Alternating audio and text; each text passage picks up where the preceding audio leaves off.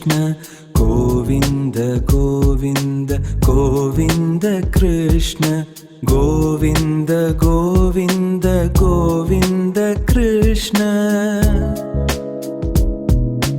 गोविन्द गोविन्द गोविन्द कृष्ण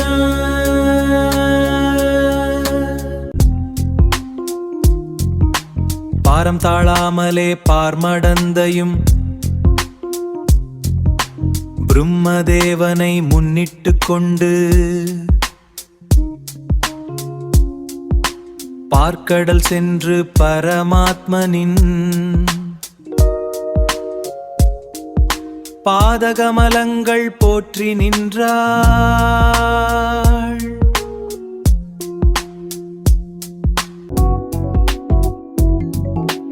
காயாம்பு வண்ணனாய் கமல கண்ணன் காட்சி தந்துடனே அபயம் தந்து கண்ணனாய் மதுரையில் அவதாரம் செய் கஞ்சனை கொல்லுவேன் என்றுரைத்தாள்.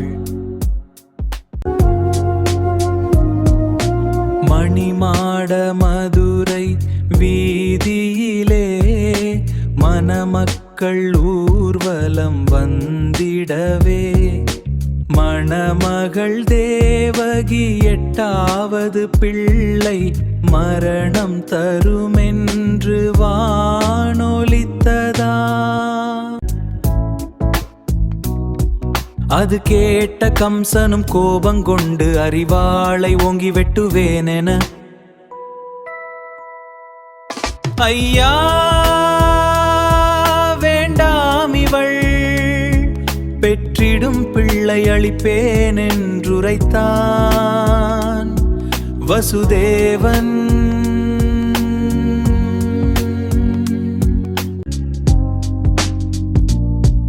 இவ்வாறு சொன்ன வசுதேவனை அவன் இல்லாளுடனே அங்கு சிறை வைத்து ஈன்ற பிள்ளைகளை கொன்றான் கம்சன்.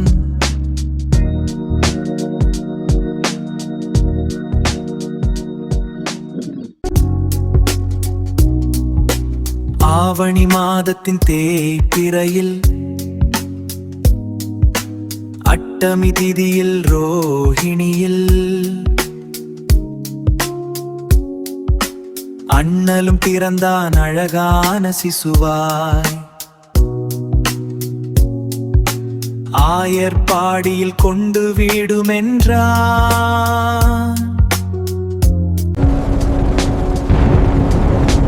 கொட்டுகின்ற மழையில் குழந்தையை எடுத்து கோகுலம் சென்றிடும் பாதையிலே குவவலமெல்லாம் தாங்குமாதிசேஷக்ஷனும் குடையாய் கவிந்து பின்னே வந்தார்.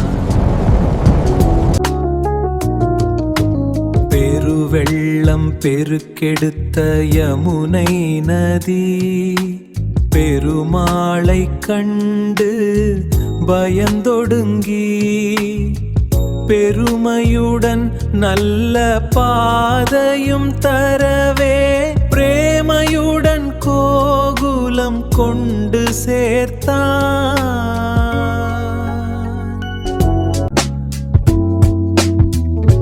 நள்ளிரவில் சென்று யாரும் அறியாமல் நந்தன் மனைவி யசோதையிடம் நல்ல பிள்ளையை போட்டு விட்டந்த நாராயணியை எடுத்து வந்தான்.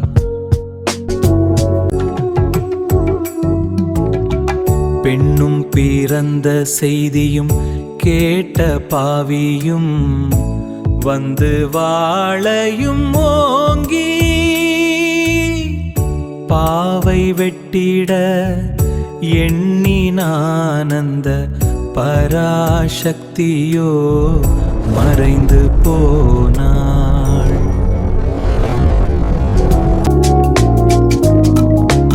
ஆயர்கள் பலரும் கூடி ஆங்காங்கு அழகான தோரணம் கட்டியாடி அன்புடன் அழகனை கண்டு வெண்ணையை அள்ளி கொட்டி கொண்டு பாடினரா.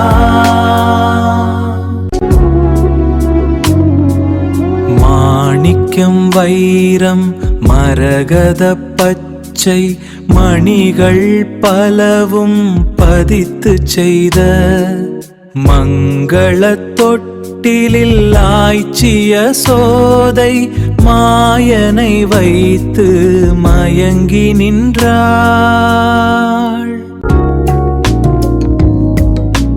நாளொரு மேனியும் பொழுதொரு வண்ணமாய் நந்தகுமாரன் வளர்ந்து வந்தான்.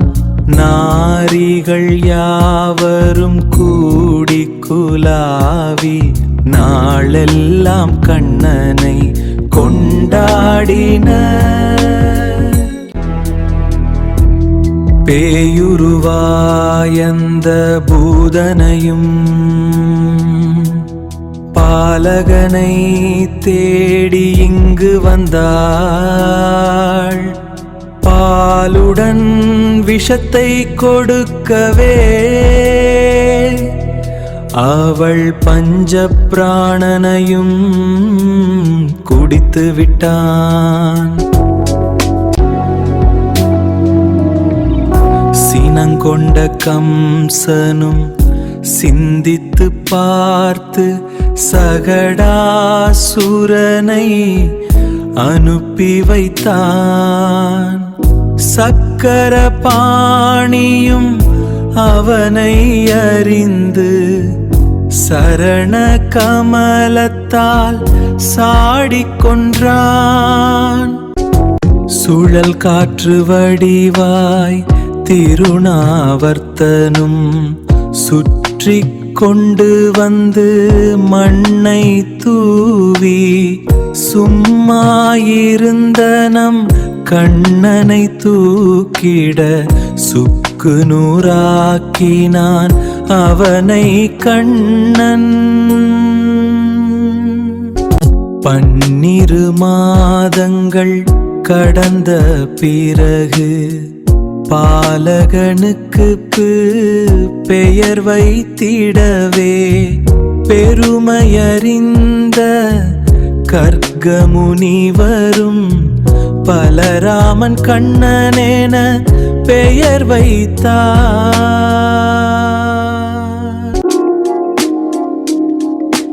தளர் நடை நடந்து தானே சென்று தயிர் வெண்ணெய் பால் நெய்யை திருடுவானாம். தாயாரிடம் வந்து கோபியர் சொன்னால் தானில்லை என்று சொல்லி விழித்திடுவான்.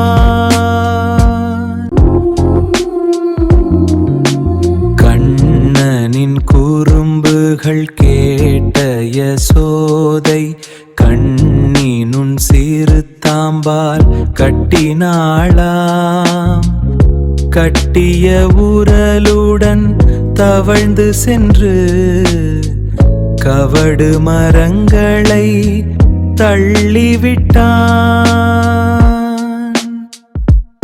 குபேரன் பிள்ளைகள் முன்பொரு நாள் குருநாதர் நாரதர் சாபத்தினால் கோகுல மண்ணிலே மரமாக நிற்க கோபாலன் சாபத்தை தீர்த்து விட்டான். மற்றுமொரு நாள் யாரும் அறியாமல் மாதவன் மண்ணை தின்று விட்டான். மாதர் திலகம் யசோதை மிரட்டிட மாநிலமெல்லாம் காட்டினான் வாயில். மாம்பழம் விற்கும் பெண்ணொருவள் நல்ல பழங்கள் கொண்டு வந்தாள். நந்தகுமாரன் பெண்ணின் கூடையில் நவரத்னங்களை நிரப்பிவிட்டார். 5 வயது ஆனதுமே நம் ஐயனும் கன்றுகள் மேய்க்க வேண்டி ஆயர்பாடியின் பாலருடன் கூடி ஆனந்தமாய் பிருந்தாவனம் சென்றான். யாதவ பாலகன் கரவைகள் பின் சென்று யமுனை கரையில் விளையாடிவிட்டு ஆதவன் மலைவாயில் விழுவதன் முன்னே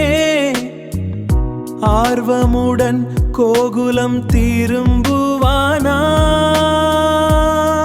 காலையில் சென்று மாலையில் திரும்பும் கண்ணனை கொன்றிட எண்ணி அங்கு கன்றுருவாய் வந்த கபட அசுரனை கனி உதிரும்படி அடித்தான் மரத்தில். கோபாலனை விழுங்க எண்ணி ஓரசுரன் கொக்கு போல் வடி வந்தாங்கி வர கோவிந்தனும் அவன் வாயை கிழித்து குழந்தைகளுடன் கூடி குதித்தனாம். மலைப்பாம்பு வடிவத்தில் வந்த அகாசுரன் மற்ற பிள்ளைகளை விழுங்கிவிட மாதவனும் தானாக வாயினுள்ளே சென்று மண்டையை பிளந்து வெளியே வந்தார்.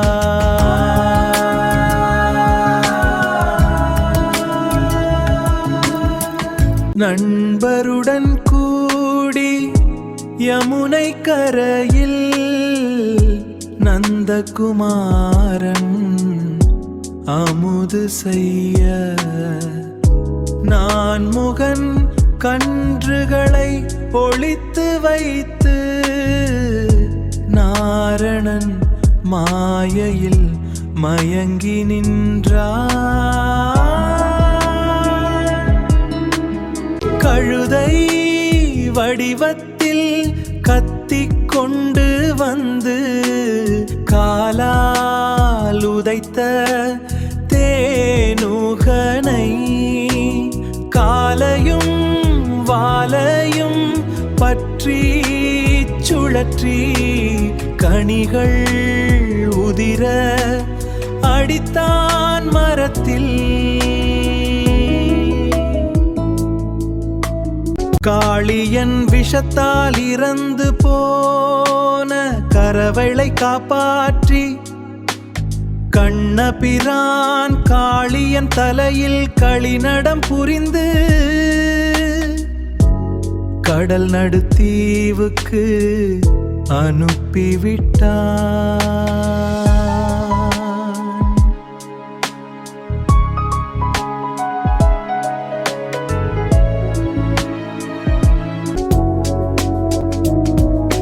கோவிந்த கோவிந்த கிருஷ்ண கோவிந்த கோவிந்த கோவிந்த கிருஷ்ண கோவிந்த கோவிந்த கோவிந்த கிருஷ்ண கோவிந்த கோவிந்த கோவிந்த கிருஷ்ண